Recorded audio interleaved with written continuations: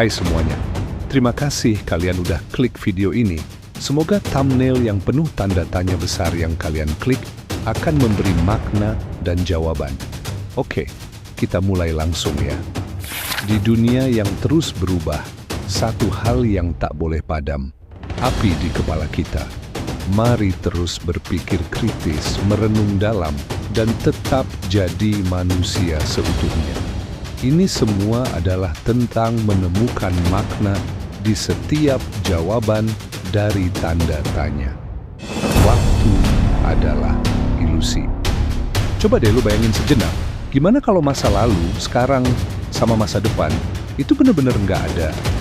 Gimana kalau semua yang kita rasakan sebagai time passing, itu cuma bikinan otak kita doang, sekadar konstruksi mental yang rapuh? Kedengeran nggak masuk akal kan? Mungkin ini juga bikin kepala lu pusing mikirinnya.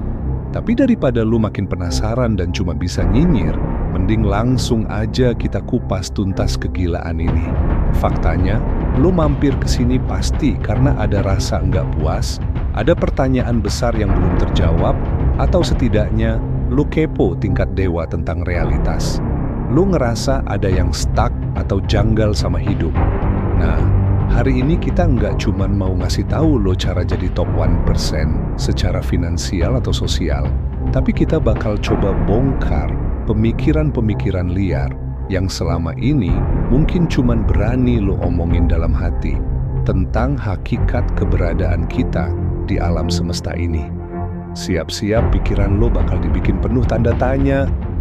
Bagian 1, waktu yang melar dan menyusut di kepala kita. Oke, sebelum kita jauh menyelami teori-teori gila, gua mau lo jujur dulu sama diri sendiri. Menurut lo, waktu sekarang saat lo denger atau lihat video ini, dan semenit yang lalu saat lo pencet atau klik thumbnail nih video, apa perbedaannya? Menurut lo, apakah waktu itu beneran nyata? Masih bingung gua mau ngomongin apa? Nggak apa-apa, sekarang gini. Waktu saat ini, sekarang, saat lo nonton nih video, entah lo itu nonton setelah pulang kerja, nonton pas ngemil di kantin kampus lo, sepulang sekolah, ataupun lo lagi happy-happy aja. Jadi seorang pengangguran yang masih nggak malu minta uang terus ke bokap atau nyokap lo.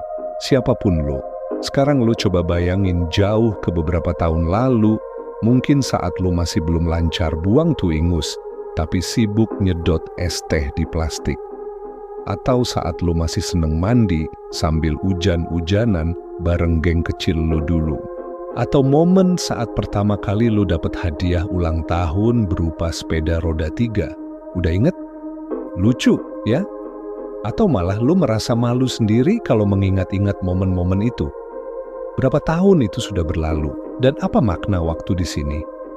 Kenapa kita bisa ngukur beberapa tahun itu padahal waktu yang kita rasakan tadi bisa melar nyusut seenaknya? Ya, mungkin jawabanmu karena ada hitungan detik, menit, jam, hari, minggu, bulan, ataupun tahun. Tapi pertanyaan-pertanyaan paling mendasar yang sering menghantui kita adalah, lalu di manakah perginya masa lalu itu? Apakah waktu berjalan seperti garis lurus yang rigid dan konstan? Atau jangan-jangan itu hanyalah permainan pikiran kita sendiri, sebuah trik sulap dari otak kita. Coba deh lu jujur. Lu pasti pernah ngerasain ini. Saat lu lagi asyik, deeply in love, lagi nikmatin liburan di pantai impian, atau ngumpul bareng sahabat sampai lupa waktu. Seakan-akan waktu itu berjalan cepet banget, tahu-tahu udah habis aja. Kok udah pagi lagi, perasaan baru semalam ngobrol? Atau liburan kok cepet banget sih habisnya, kayak baru sehari, padahal lo udah liburan seminggu? Perasaan waktu berjalan begitu cepet seperti ini pernah lo alami kan? Tapi di sisi lain, coba lo ingat momen-momen pas lo terjebak di situasi membosankan yang pengen banget lo hindari. Kayak jam pelajaran dengan guru atau dosen yang kaku, nggak bisa senyum, ditambah materinya nggak nyambung di otak.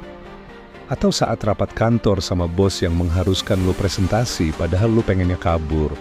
Sumpah, waktu rasanya kayak macet, terasa lama banget bahkan berasa berhenti. 1 jam bisa serasa sehari. lu sampai ngitungin tiap detik jarum jamnya bergeser. Nah, fenomena seperti ini yang bikin waktu terasa melar dan menyusut, terasa lama, atau terlalu singkat, itu bukan cuma perasaan kosong atau halusinasi lo aja. Ini adalah efek psikologis yang nyata dan universal. Bidang psikologi kognitif udah meneliti ini sejak lama. Para ilmuwan, termasuk Profesor Mark Wittmann dari Institute for Frontier Areas of Psychology and Mental Health, Freiburg, Jerman, yang sudah puluhan tahun meneliti persepsi waktu, menjelaskan bahwa jam di dinding atau di tangan lo itu tetap berdetak dengan kecepatan yang sama persis. Nggak ada yang berubah, nggak melambat ataupun lebih cepat. Tapi otak kita punya mekanisme aneh dalam memproses dan merasakan waktu. Loh, kok bisa begitu? Bikin tanda tanya kan? Penjelasannya begini, ketika kita terlibat penuh dan menikmati sesuatu, kayak lagi asik nge-game, baca buku seru, atau ngobrol intens, otak kita itu sibuk banget memproses kesenangan dan input positif yang datang bertubi-tubi. Perhatian kita sepenuhnya terserap, terutama di area korteks prefrontal yang bertanggung jawab untuk fokus dan perencanaan.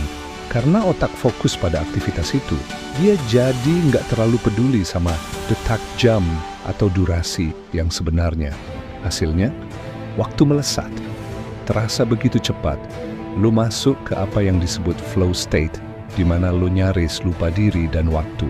Tapi, sebaliknya, pas kita bosan atau enggak nyaman, otak kita jadi super aware akan setiap detak jam. Kurangnya stimulasi positif atau kecemasan akan situasi bikin setiap momen terasa panjang. Bagian otak yang terlibat dalam estimasi waktu, seperti cerebellum dan ganglia basal, jadi lebih aktif dan terasa bekerja keras. Otak lo kayak lagi idle, nggak ada task menarik, jadi dia fokus ke satu-satunya task yang ada, ngitungin waktu. Makanya, tiap detik jadi berasa jam, karena lu fokus memikirkan waktu itu, pengen cepet-cepet selesai. Jadi waktu itu memang relatif, tapi dalam konteks persepsi personal kita, sebuah ilusi yang nyata. Ini membuktikan bahwa apa yang kita anggap sebagai realitas, itu bisa sangat dibengkokkan hanya dengan cara otak kita memproses informasi. Yang jadi tanda tanya, kalau waktu aja bisa terasa melar atau mengkerut kayak gini, gimana dengan hal-hal lain di alam semesta? Ini baru episode pertama guys, dan kita udah ngebahas gimana waktu yang kita kira solid itu ternyata bisa melar dan menyusut di kepala kita. Ini baru dari segi psikologi. Bayangin, kalau hal yang paling dasar aja udah aneh gini. Jangan-jangan realitas dunia ini memang bukan seperti yang kita bayangkan? Yang di episode berikutnya, kita akan bawa pemikiran ini ke level yang lebih gila lagi. Kita bakal bedah gimana waktu itu nggak mutlak, bukan cuma di kepala kita, tapi di alam semesta fisik itu sendiri, menurut fisika modern. Kita bakal bahas tentang Big Bang, lubang hitam, dan gimana semua itu bikin rasa penasaran kita tentang waktu, jadi makin membuat tanda tanya besar.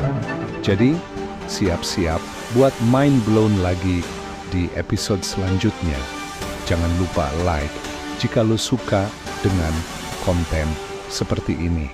Atau lo ada pemikiran yang juga penuh tanda tanya. Jangan sungkan untuk berbagi pemikiranmu di kolom komentar. Subscribe juga boleh, dan yang penting, jangan lupa share ke teman-teman lo semua. Kalau lo suka pemikiran-pemikiran kayak gini, di sini kita diskusi untuk mencoba menjawab setiap tanda tanya dan mencari makna dari sini. Karena dalam setiap game kehidupan yang penuh misteri, kita harus berhenti sejenak merenungi setiap pertanyaan. Karena untuk tetap jadi manusia yang berpikir, kita harus terus mencari makna dan jawaban dari setiap tanda tanya.